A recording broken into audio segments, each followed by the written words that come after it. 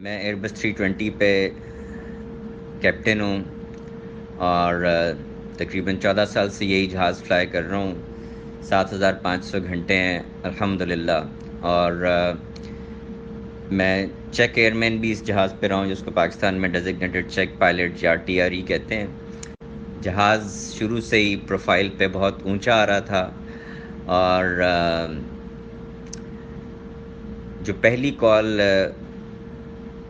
انہوں نے جو سنی گئی ہے، جو نیٹ پہ انٹرنیٹ پہ شیئر بھی کی گئی ہے، وہ 5 ناٹیکل مائل پہ ہے، جس پہ وہ 3500 فٹ کی بلندی سے 3000 فٹ کی بلندی پہ آ رہے ہیں. 5 ناٹیکل مائل کے فاصلے پہ ان کو آئیڈیلی 1500 فٹ پہ ہونا چاہیے تھا. کسی بھی معیار سے وہ پروفائل پہ نہیں تھے، جبکہ ATC نے بالکل صحیح ان کو کال دی کہ ٹرن کریں لیفٹ 180 ہیڈنگ پہ، تاکہ دوبارہ سے چکر لگا کے آئیں اور ڈسینٹ پروفائل پہ آ جائیں. انہوں نے انسسٹ کیا کہ وہ کمفرٹیبل ہیں، اور اسٹیبلشڈ ILS کی کال دی، جس کا مطلب ہے کہ وہ ڈسینٹ پروفائل پہ بھی بالکل ٹھیک ہیں اور دائیں بائیں بھی نہیں ہیں. تو اگر یہ دبئی وغیرہ میں ہوتے تو کنٹرولر ان کو کبھی بھی لینڈنگ کلیئر نہ کرتا، لیکن کیونکہ ہمارے یہاں کلچر ہی ایسا ہے، دے insisted, so they were cleared for the approach. اب ہمارے ایک پروسیجر فالو ہوتا ہے گلائڈ سلوپ فرام ابو، کہ اگر ہائی ہیں تو ریٹ آف ڈسینٹ زیادہ کریں گے، نیچے آنے کی کوشش کریں گے. آٹو پائلٹ آن کے ساتھ کرنا ہم سکھاتے ہیں، چاہے ان کا آٹو پائلٹ آن تھا یا وہ مینولی کر رہے تھے، وہ ہائی آتے رہے ہیں.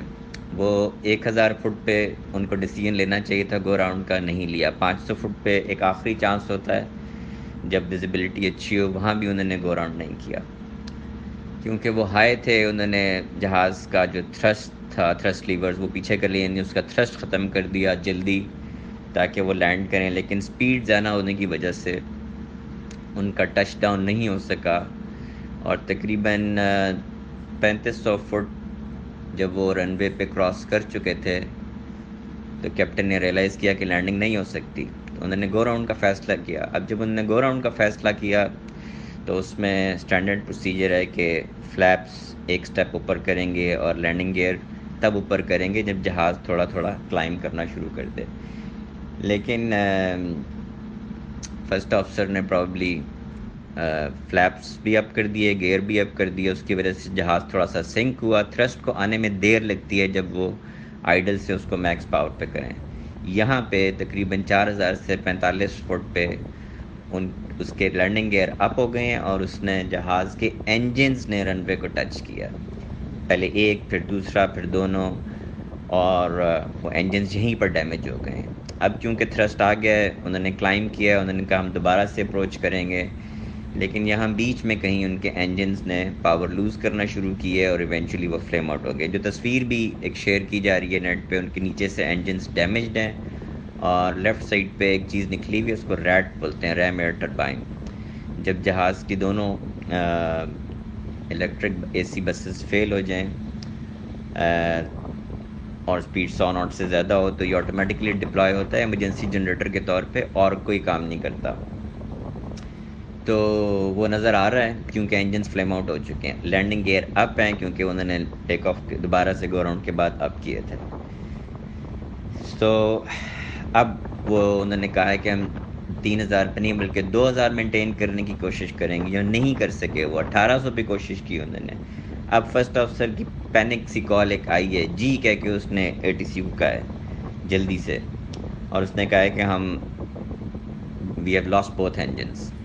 کیونکہ کنٹرولر ان کو دیکھ چکا تھا کہ ان رن وے پہ انہوں نے لینڈنگ گیئر نہیں بلکہ دور سے دیکھنے میں بیلی لینڈ کیا تھا، تو اس نے پھر کہا ہے confirm you will belly land, اور confirm you will do the belly landing. تو اس کا انہوں نے کوئی جواب نہیں دیا، اور اس نے ATC نے دونوں رن ویز ان کو اویلیبل کیے ہیں، لیکن ان کے پاس پاور ہی نہیں تھی. تو جب وہ اس کی کریش کی ویڈیو ہے، اس میں اس کی ناک اوپر اٹھی ہوئی ہے، وہ کوشش کر رہے ہیں کہ پروفائل سے اوپر ہو کے کسی طرح سے رن وے تک پہنچ جائیں، لیکن وہ نہیں پہنچ سکے. بہت ساری SOPs کی وائلیشن ہوئی ہے، بہت کچھ غلط ہوا ہے، اور کتنی قیمتی جانیں چلی گئیں. اللہ تعالیٰ سے دعا ہے اللہ ان سب کی مغفرت فرمائے اور ہم لوگوں کو ہدایت دے بحیثیت قوم کہ ہم سارے اپنے کام پروفیشنلی کرنا سیکھیں. کتنی جانیں ضائع ہو گئیں اور اس کا جتنا دکھ کسی کو ہو سکتا ہے یہ تو ان سے کوئی پوچھے جن کے پیارے اس دنیا سے چلے گئے. اللہ تعالیٰ ہم سب کو ہدایت دے، ہم سب کو اپنے حفظ و امان میں